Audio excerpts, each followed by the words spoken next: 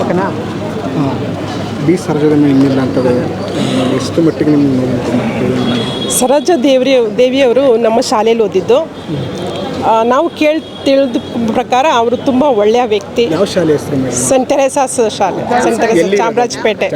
ಹೌದು, ತುಂಬ ಒಳ್ಳೆಯ ವ್ಯಕ್ತಿಯಾಗಿದ್ದರು, ತುಂಬ ಸರಳವಾಗಿದ್ದರು, ತುಂಬ ಚೆನ್ನಾಗಿ ಮಾತಾಡೋರು. ಆಗಾಗ ನಮ್ಮ ಶಾಲೆಗೆ ಬರ್ತಾಯಿದ್ರು, ನಮ್ಮ ಮೇಲೆ ತುಂಬ ಅಭಿಮಾನ ಇಟ್ಕೊಂಡಿದ್ರು. ಶಾಲೆ ಮೇಲೆ ಕೂಡ ತುಂಬ ಅಭಿಮಾನ ಅಂತ ಕಾಣಿಸುತ್ತೆ. ಯಾಕೆಂದರೆ ಯಾವಾಗಲೂ ಮಾತಾಡುವಾಗಲೂ ಕೂಡ ಅವರು ಪ್ರತಿ ಸರಿನೂ ಶಾಲೆ ಬಗ್ಗೆ ಮಾತಾಡ್ತಾಯಿದ್ರು, ಅವರ ಟೀಚರ್ಸ್ಗಳ ಬಗ್ಗೆ ಮಾತಾಡ್ತಾಯಿದ್ರು. ಹಾಗಾಗಿ ನಮಗೂ ಕೂಡ ಅವ್ರ ಮೇಲೆ ತುಂಬ ಗೌರವ ಇದೆ, ತುಂಬ ಅಭಿಮಾನನೂ ಕೂಡ ಇದೆ ಸರ್.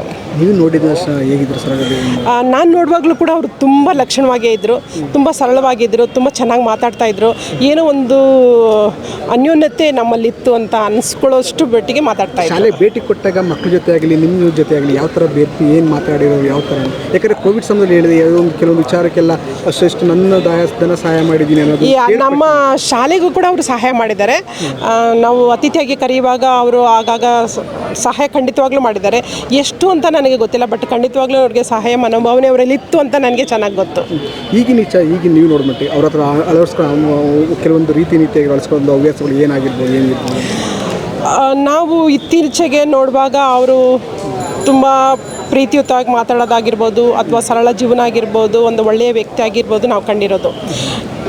ಕೆಲವು ದಿನಗಳಿಂದ ನಾವು ಟ್ರೈ ಮಾಡ್ತಾ ಇದ್ವಿ. ಯಾಕೆಂದರೆ ನಮಗೆ ಇವಾಗ ಸೆಂಟಿನರಿ ಇಯರ್, ಒಂದು ಶಾಲೆಗೆ ಶತಮಾನೋತ್ಸವ ಆಚರಿಸುವಂಥ ಸಮಯದಲ್ಲಿ ಅವರನ್ನೇ ನಾವು ಒಂದು ವ್ಯಕ್ತಿಯಾಗಿ ಕರಿಬೇಕು, ಒಂದು ಗಣ್ಯ ವ್ಯಕ್ತಿಯಾಗಿ ನಾವು ಅವ್ರನ್ನ ಗುರುತಿಸಬೇಕು ಅಂತ ಯೋಚನೆ ಮಾಡುವಾಗ ಅವ್ರನ್ನ ಟ್ರೈ ಮಾಡ್ತಾ ಇದ್ವಿ. ಆದರೆ ನಮಗೆ ಅವರು ಸಿಕ್ಕಲಿಲ್ಲ, ಅವರಿಗೆ ಅವಕಾಶ ನಮಗೆ ಸಿಕ್ಕಲಿಲ್ಲ. ಹಾಗಾಗಿ ಈ ಒಂದು ಸಂದರ್ಭದಲ್ಲಿ ಅವರು ನಿಧನ ಆಗಿರೋದು ನಮಗೆ ನಿಜವಾಗ್ಲೂ ದುಃಖನ ಕೊಡುತ್ತೆ ಅಂತ ಹೇಳ್ಬೋದು. ಸುದ್ದಿ ಕೇಳಿ ನಿಮಗೆ ಬೆಳಿಗ್ಗೆ ಸುದ್ದಿ ಕೇಳಿ ಏನು ಅನಿಸುತ್ತೆ?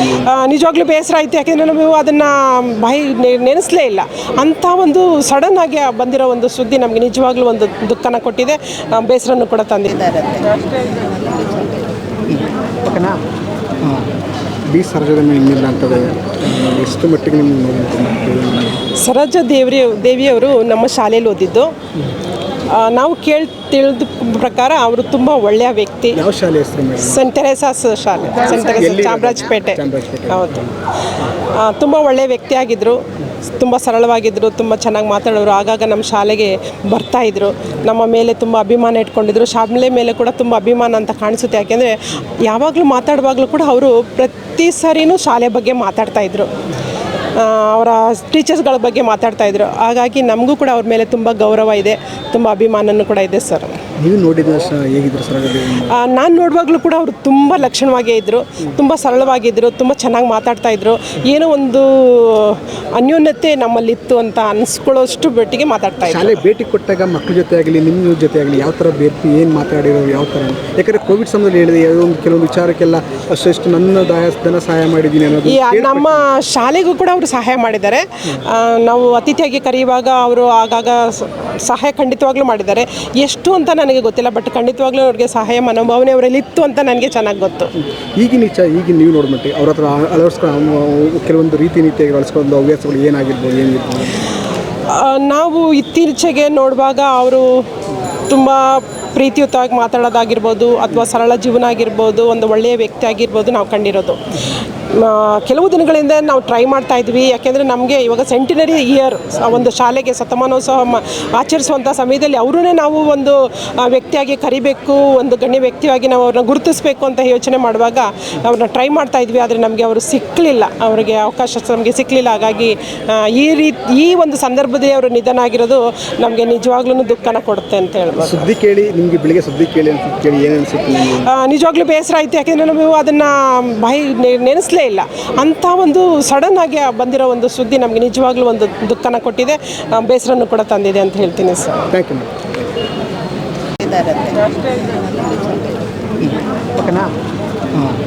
ಬಿ ಸರೋಜದ ಇನ್ನಿಲ್ಲ ಅಂತದೆ ಎಷ್ಟು ಮಟ್ಟಿಗೆ ನಿಮ್ಗೆ ಸರೋಜ ದೇವಿಯವರು ನಮ್ಮ ಶಾಲೆಯಲ್ಲಿ ಓದಿದ್ದು. ನಾವು ತಿಳಿದ ಪ್ರಕಾರ ಅವರು ತುಂಬ ಒಳ್ಳೆಯ ವ್ಯಕ್ತಿ. ಯಾವ ಶಾಲೆ ಹೆಸರು? ಸೆಂಟ್ ತೆರೇಸಾಸ್ ಶಾಲೆ, ಸೆಂಟ್ ತೆರೇಸಾಸ್ ಚಾಮರಾಜಪೇಟೆ. ಹೌದು, ತುಂಬ ಒಳ್ಳೆಯ ವ್ಯಕ್ತಿಯಾಗಿದ್ದರು, ತುಂಬ ಸರಳವಾಗಿದ್ದರು, ತುಂಬ ಚೆನ್ನಾಗಿ ಮಾತಾಡೋರು. ಆಗಾಗ ನಮ್ಮ ಶಾಲೆಗೆ ಬರ್ತಾಯಿದ್ರು, ನಮ್ಮ ಮೇಲೆ ತುಂಬ ಅಭಿಮಾನ ಇಟ್ಕೊಂಡಿದ್ರು. ಶಾಲೆ ಮೇಲೆ ಕೂಡ ತುಂಬ ಅಭಿಮಾನ ಅಂತ ಕಾಣಿಸುತ್ತೆ. ಯಾಕೆಂದರೆ ಯಾವಾಗಲೂ ಮಾತಾಡುವಾಗಲೂ ಕೂಡ ಅವರು ಪ್ರತಿ ಸರಿನೂ ಶಾಲೆ ಬಗ್ಗೆ ಮಾತಾಡ್ತಾಯಿದ್ರು, ಅವರ ಟೀಚರ್ಸ್ಗಳ ಬಗ್ಗೆ ಮಾತಾಡ್ತಾಯಿದ್ರು. ಹಾಗಾಗಿ ನಮಗೂ ಕೂಡ ಅವ್ರ ಮೇಲೆ ತುಂಬ ಗೌರವ ಇದೆ, ತುಂಬ ಅಭಿಮಾನನೂ ಕೂಡ ಇದೆ ಸರ್. ನೀವು ನೋಡಿದ ಹೇಗಿದ್ರು ಸರ್? ನಾನು ನೋಡುವಾಗಲೂ ಕೂಡ ಅವರು ತುಂಬ ಲಕ್ಷಣವಾಗೇ ಇದ್ದರು, ತುಂಬ ಸರಳವಾಗಿದ್ದರು, ತುಂಬ ಚೆನ್ನಾಗಿ ಮಾತಾಡ್ತಾಯಿದ್ರು. ಏನೋ ಒಂದು ಅನ್ಯೋನ್ಯತೆ ನಮ್ಮಲ್ಲಿತ್ತು ಅಂತ ಅನಿಸ್ಕೊಳ್ಳೋಷ್ಟು ಮಟ್ಟಿಗೆ ಮಾತಾಡ್ತಾಯಿದ್ರು. ಶಾಲೆ ಭೇಟಿ ಕೊಟ್ಟಾಗ ಮಕ್ಕಳ ಜೊತೆ ಆಗಲಿ ನಿಮ್ಮ ಜೊತೆ ಆಗಲಿ ಯಾವ ಥರ ಭೇಟಿ ಏನು ಮಾತಾಡಿರೋರು ಯಾವ ಥರ? ಯಾಕಂದರೆ ಕೋವಿಡ್ ಸಮಯದಲ್ಲಿ ಹೇಳಿದೆ ಕೆಲವೊಂದು ವಿಚಾರಕ್ಕೆಲ್ಲ ಅಷ್ಟು ನನ್ನ ಧನ ಸಹಾಯ ಮಾಡಿದ್ದೀನಿ ಅನ್ನೋದು. ನಮ್ಮ ಶಾಲೆಗೂ ಕೂಡ ಅವರು ಸಹಾಯ ಮಾಡಿದ್ದಾರೆ. ನಾವು ಅತಿಥಿಯಾಗಿ ಕರೆಯುವಾಗ ಅವರು ಆಗಾಗ ಸಹಾಯ ಖಂಡಿತವಾಗ್ಲೂ ಮಾಡಿದ್ದಾರೆ. ಎಷ್ಟು ಅಂತ ನನಗೆ ಗೊತ್ತಿಲ್ಲ, ಬಟ್ ಖಂಡಿತವಾಗ್ಲೂ ಅವ್ರಿಗೆ ಸಹಾಯ ಮನೋಭಾವನೆ ಅವರಲ್ಲಿ ಇತ್ತು ಅಂತ ನನಗೆ ಚೆನ್ನಾಗಿ ಗೊತ್ತು. ಈಗಿನ ನೀವು ನೋಡ್ಬಿಟ್ಟು ಅವ್ರ ಹತ್ರ ಅಳವಡಿಸ್ಕೊಂಡು ಕೆಲವೊಂದು ರೀತಿ ನೀತಿಯಾಗಿ ಅಳವಡಿಸ್ಕೊಂಡು ಹವ್ಯಾಸಗಳು ಏನಾಗಿರ್ಬೋದು ಏನಿರ್ಬೋದು? ನಾವು ಇತ್ತೀಚೆಗೆ ನೋಡುವಾಗ ಅವರು ತುಂಬ ಪ್ರೀತಿಯುತವಾಗಿ ಮಾತಾಡೋದಾಗಿರ್ಬೋದು ಅಥವಾ ಸರಳ ಜೀವನ ಆಗಿರ್ಬೋದು, ಒಂದು ಒಳ್ಳೆಯ ವ್ಯಕ್ತಿ ಆಗಿರ್ಬೋದು ನಾವು ಕಂಡಿರೋದು. ಕೆಲವು ದಿನಗಳಿಂದ ನಾವು ಟ್ರೈ ಮಾಡ್ತಾ ಇದ್ವಿ. ಯಾಕೆಂದರೆ ನಮಗೆ ಇವಾಗ ಸೆಂಟಿನರಿ ಇಯರ್, ಒಂದು ಶಾಲೆಗೆ ಶತಮಾನೋತ್ಸವ ಆಚರಿಸುವಂಥ ಸಮಯದಲ್ಲಿ ಅವರನ್ನೇ ನಾವು ಒಂದು ವ್ಯಕ್ತಿಯಾಗಿ ಕರಿಬೇಕು, ಒಂದು ಗಣ್ಯ ವ್ಯಕ್ತಿಯಾಗಿ ನಾವು ಅವ್ರನ್ನ ಗುರುತಿಸಬೇಕು ಅಂತ ಯೋಚನೆ ಮಾಡುವಾಗ ಅವ್ರನ್ನ ಟ್ರೈ ಮಾಡ್ತಾ ಇದ್ವಿ. ಆದರೆ ನಮಗೆ ಅವರು ಸಿಕ್ಕಲಿಲ್ಲ, ಅವರಿಗೆ ಅವಕಾಶ ನಮಗೆ ಸಿಕ್ಕಲಿಲ್ಲ. ಹಾಗಾಗಿ ಈ ಒಂದು ಸಂದರ್ಭದಲ್ಲಿ ಅವರು ನಿಧನ ಆಗಿರೋದು ನಮಗೆ ನಿಜವಾಗ್ಲೂ ದುಃಖನ ಕೊಡುತ್ತೆ ಅಂತ ಹೇಳ್ಬೋದು. ಸುದ್ದಿ ಕೇಳಿ ನಿಮಗೆ ಬೆಳಿಗ್ಗೆ ಸುದ್ದಿ ಕೇಳಿ ಅಂತ ಕೇಳಿ ಏನು ಅನಿಸುತ್ತೆ? ನಿಜವಾಗ್ಲೂ ಬೇಸರ ಆಯಿತು. ಯಾಕೆಂದರೆ ನಾವು ಅದನ್ನು ನೆನೆಸಲೇ ಇಲ್ಲ. ಅಂಥ ಒಂದು ಸಡನ್ ಆಗಿ ಬಂದಿರೋ ಒಂದು ಸುದ್ದಿ ನಮಗೆ ನಿಜವಾಗ್ಲೂ ಒಂದು ದುಃಖನ ಕೊಟ್ಟಿದೆ, ಬೇಸರನ್ನು ಕೂಡ ತಂದಿದೆ ಅಂತ ಹೇಳ್ತೀನಿ ಸರ್. Thank you.